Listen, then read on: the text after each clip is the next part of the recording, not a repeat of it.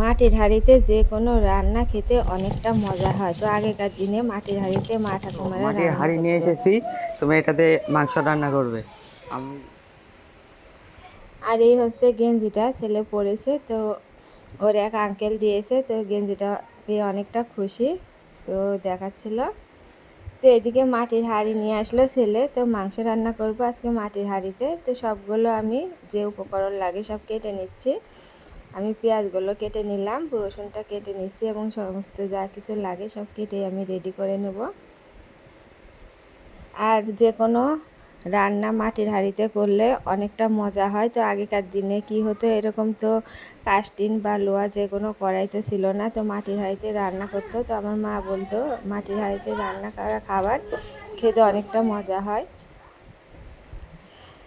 তো আমার সবগুলো কেটে নেওয়া হয়ে গেছে, এবারে মশলাগুলো বেটে নেব। তো বাটনা মশলা দিয়ে রান্না করা খাবারও খেতে অনেকটা মজা হয়। তো আমি সব কিছুই এই তো পাটায় বেটে আজকে মাটির হাঁড়িতে রান্না করব। তো পুরো ভিডিও দেখতে থাকুন, ভালো লাগবে ভিডিওটি। আর আমার আজকের এই মাটির হাঁড়িতে মাংস রান্না আপনাদের কেমন লাগছে কমেন্টে জানাবেন। আর আমার রেসিপিটি ভালো লাগলে আমার চ্যানেলের সাথেই থাকবেন, আমার চ্যানেলটিকে সাবস্ক্রাইব করে রাখবেন।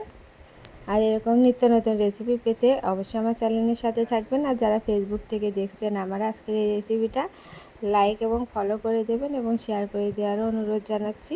তো আমি সব মশলায় পাটায় বাটনা করে নিয়েছি, শুধু আমি ধনিয়ার গুঁড়াটা এমনি রেডিমেড যে কিনা সেটাই দিয়েছি।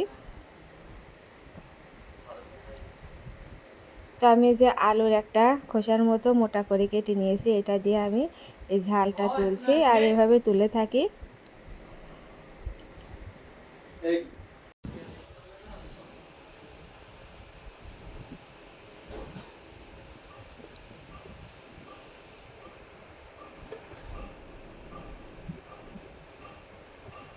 তো এই তো মাটির হাঁড়ি, এবার হাঁড়িতে আমি সামান্য তেল দিয়ে নেব। তেল দিয়ে চারদিকে এভাবে একটু ছড়িয়ে দেব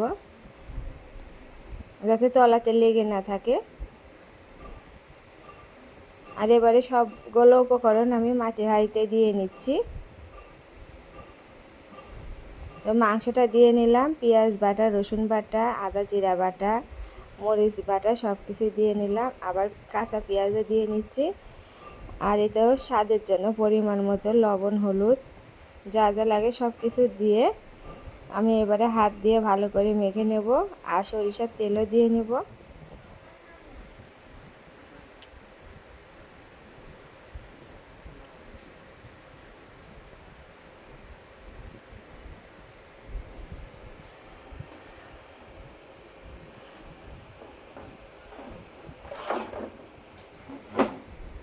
তো সবগুলো আমার মেখে নেওয়া হয়ে গেছে, এবারে আমি এতে ময়দা দিয়ে আমি এই হাঁড়ির মুখটা ভালো করে বন্ধ করে নেব।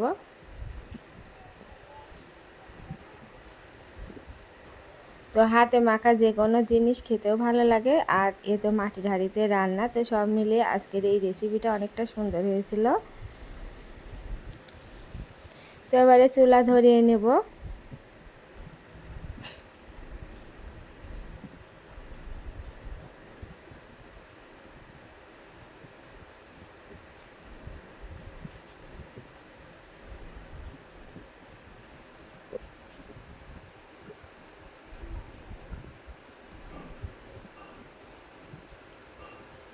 তো জালটা আমি আস্তে দিচ্ছি, খুব একটা জোরে জাল দেব না। তো মিডিয়াম আছে আমি এই মাংসটা রান্না করছি।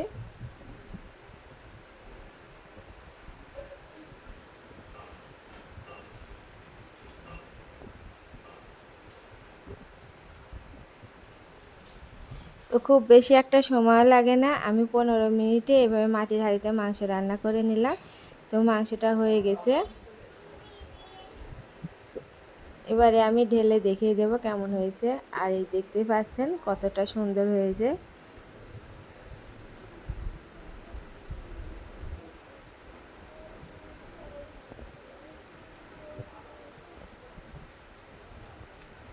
আর এভাবে মাটির হাঁড়িতে রান্না করা খাবার সত্যি খুব ভালো হয়েছিল। তো দেখুন আমি ঢেলে নেব।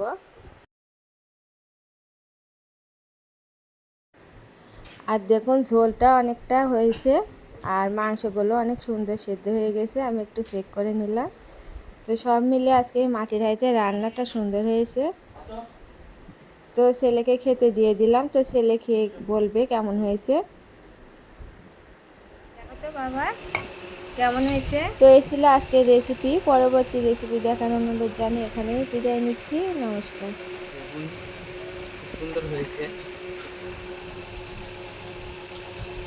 একটু ভেঙে রান্না করেছো, আমি খুব খুশি হয়েছি।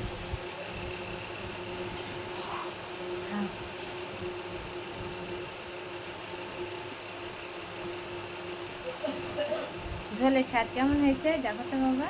দেখছি।